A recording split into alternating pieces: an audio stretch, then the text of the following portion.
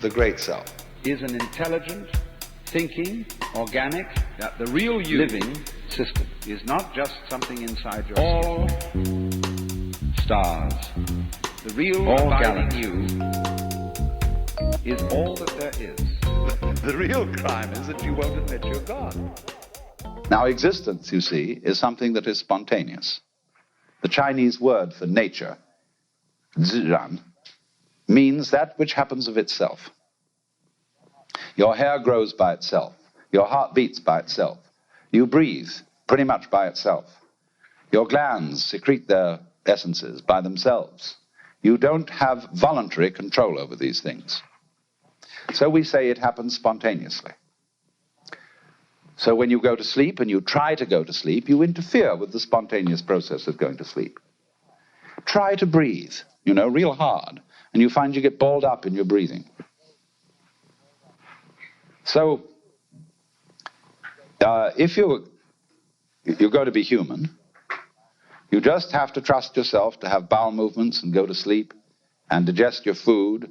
Of course, if something goes seriously wrong and you need a surgeon, that's another matter. But by and large, the healthy human being doesn't, right from the start of life, need surgical interference. And he lets it happen by itself. So with the whole picture, that is fundamental to it. You've got to let go and let it happen. Because if you don't, you're going to be all clutched up. You're going to be constantly trying to do what can happen healthily only if you don't try. But we have a strange anxiety in us that if we don't interfere, it won't happen. And that's the root of an enormous amount of trouble.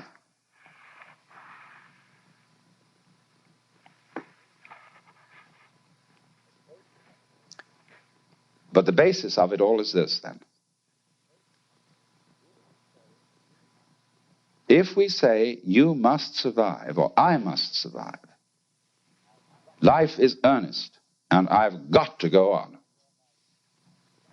then your life is a drag and not a game. Now, it's my contention, my personal opinion, this is my basic metaphysical axiom, shall we put it that way, that existence, the physical universe, is basically playful. There is no necessity for it whatsoever. It isn't going anywhere. That is to say, it doesn't have some destination that it ought to arrive at.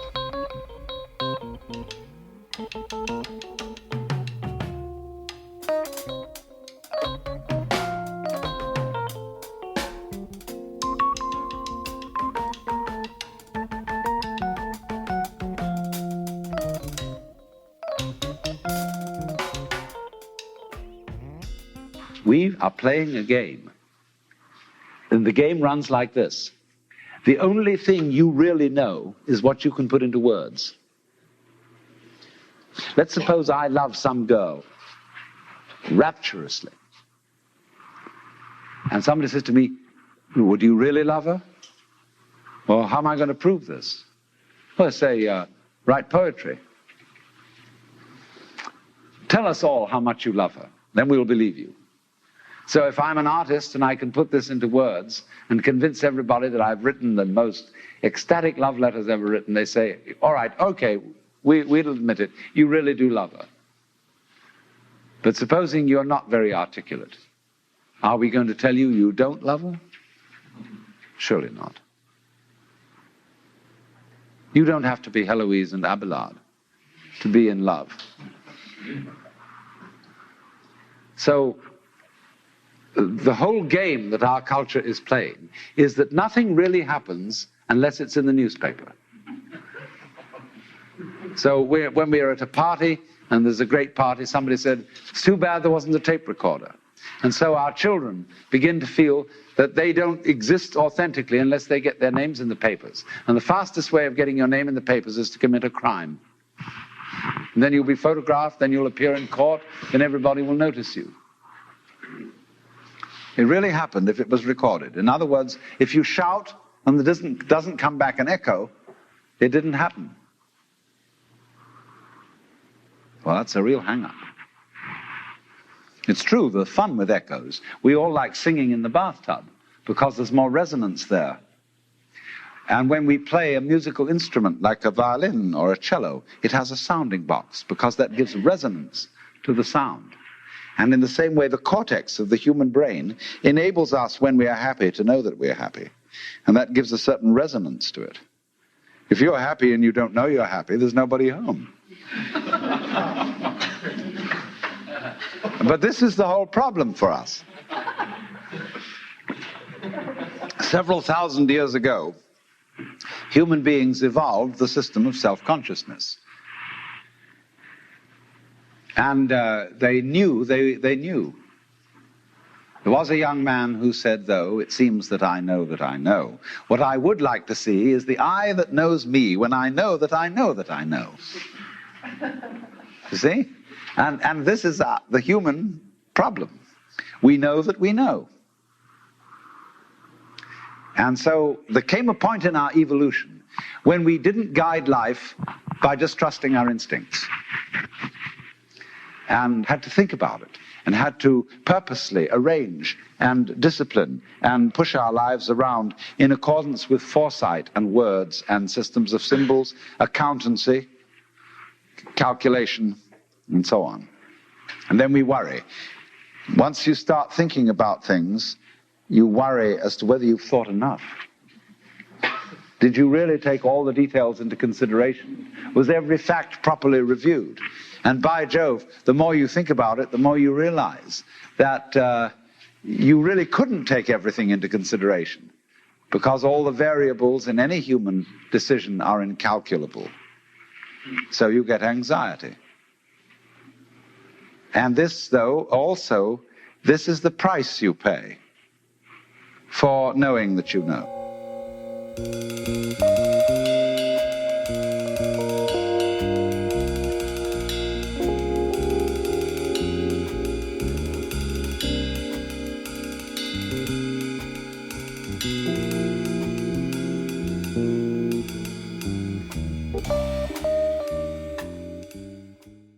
Now, the Hindus do say that the self, the great self, is consciousness. But of course, that does not mean consciousness in the sense of our ordinary everyday consciousness. Ordinary everyday consciousness is indeed a form of this kind of consciousness, shall we say a manifestation of it. But then there's also consciousness which doesn't notice, but nevertheless is highly responsive. The way your heart beats, the way you breathe, the way you grow your hair, you're doing it, but you don't know how it's done.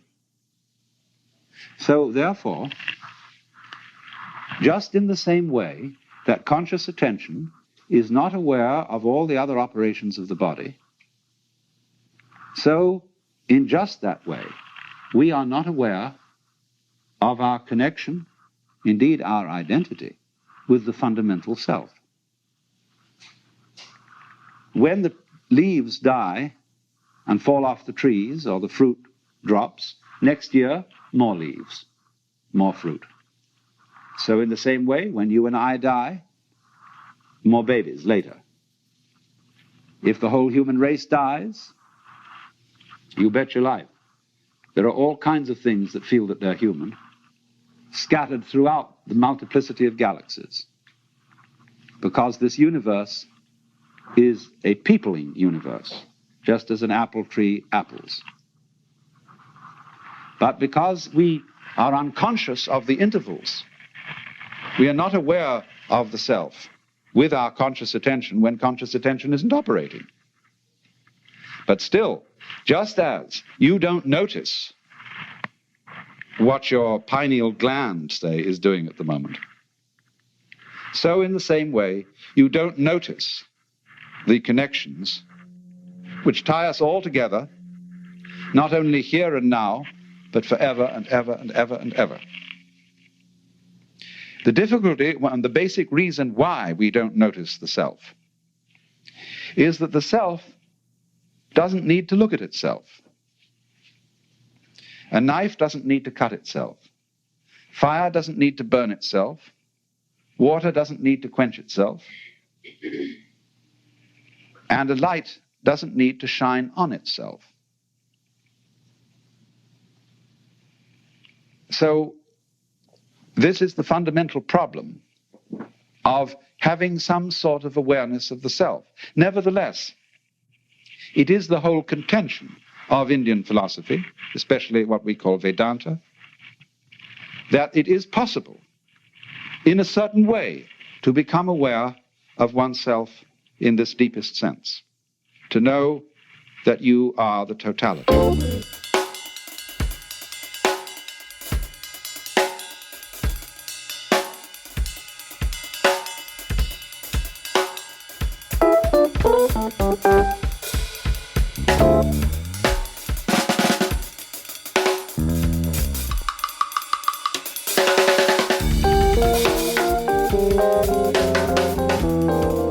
And this experience is the real substance of Indian philosophy as a whole, both Hindu and Buddhist. It is called moksha, which roughly means liberation. Liberation from the hallucination that you are just poor little me. To wake up from that kind of hypnosis and discover that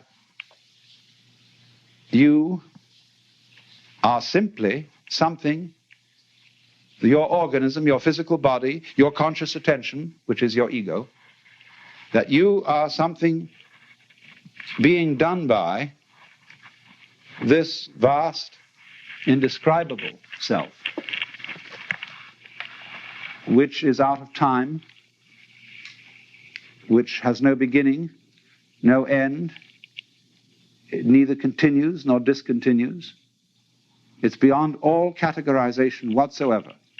And so the Upanishads say, all we can say of it positively is the negative. Neti, neti, it is not this, it is not that. Anything, therefore, you can formulate, imagine, picture, will not be the self. So when you are trying to know the self, you have to get rid of every idea in your head. It doesn't mean, as some people seem to think, that you have to get rid of every sense impression. It isn't as if you had to go into a catatonic state of total absorption. Of course, that can be done. But the full moksha, the full liberation, is when you come back out of absorption and see this everyday world just as it looks now, but see as clearly can be that it is all the self. You can become aware of this tremendous interconnectedness of everything. And that is what somebody who is moksha, who is liberated, sees. He sees, shall we say, that everything goes together. And that is, in a way, what we mean by relativity. Because relativity means relatedness. Just as fronts go with backs and tops with bottoms, insides with outsides, solids with spaces, so everything that there is goes together.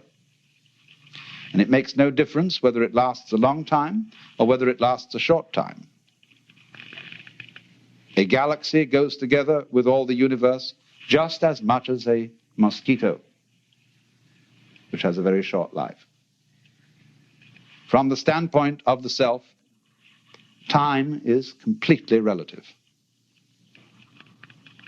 You can have, if you scale it down, as much time between two of those very rapid drum beats as you can in eons and eons and eons. It's all a question of point of view, or, to use a scientific expression, level of magnification. Change your magnification and you see molecules. And we know by other methods of observation that it can get smaller and smaller and smaller, and that the spaces between these minute units are so vast that they're comparable to the distances between the sun and the planets in scale. So also with time. So in this sense, there could be vast, vast universes full of empires and battleships and palaces and brothels and restaurants and orchestras in the tip of your fingernail. And on the other hand, we could be all going on in the tip of somebody else's fingernail.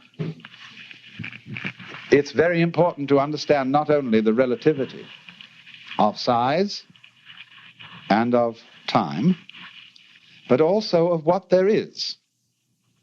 Now, as you know, the human senses respond only to a very small band of the known spectrum of vibrations. We know through instruments of quite a vast spectrum, but we, as I say, with our senses, see only a little of it. If our senses were in some way altered, we would see a rather different looking world. We can do this, of course. We can put on special lenses to enable us to see heat. And then we see all the heat radiations coming out of people. And we say, well, I never noticed that about you before. But so in the same way, you see, there are infinitely many possibilities of vibration and of organs sensitive to those vibrations, so that there could be worlds within worlds within worlds, spaces within spaces, just like the many, many wavelengths of radio and television, going on forever and ever in all directions. The possibilities are infinite. But having senses and noticing is a selective process. It picks out only certain ones, just as when you play the piano. You don't take both arms and slam down all keys at once. You select. And so perception is a kind of piano playing. It is picking out certain things as significant, that is to say, as constituting patterns. And the whole universe seems to be a process of playing with different patterns. But whatever it does, whatever it plays, in whatever dimension, on whatever scale of time or space, it's all on the self.